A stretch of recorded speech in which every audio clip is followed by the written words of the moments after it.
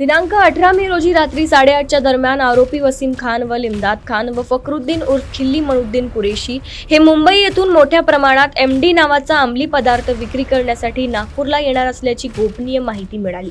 तर त्या अनुषंगाने गुन्हे शाखेच्या पथकाने सापळा रचून माहितीप्रमाणे आरोपी आज हॉटेल कन्हैया सीताबर्डी येथे मुद्देमाल घेऊन थांबल्याची खात्रीशीर माहितीवरून पथकाने त्या ठिकाणी छापा टाकला असता त्यांच्याकडे 618 ग्राम MD मेफोड्रोन पावडर, 4 वेगवेगळ्या कंपनीचे मोबाईल, एक 2 व्हीलर मोपेड गाडी, एक इलेक्ट्रॉनिक काटा मशीन असा एकूण 32,48,000चा मुद्देमाल जप्त करण्यात आला असून आरोपी अब्दुल वसीम अब्दुल नवाब शेख हा यांच्यासोबत सामील असल्याची माहिती प्राप्त झाली आहे। यांच्या विरुद्ध 2025 कलम 8 क 22 ब 29 NDPS ऍक्ट गुन्हा नोंदविण्यात आला आहे। तसेच छापा कार्यवाही पूर्ण झाली असून त्यांच्या विरुद्ध गुन्हा दाखल करण्याची प्रक्रिया सुरू आहे।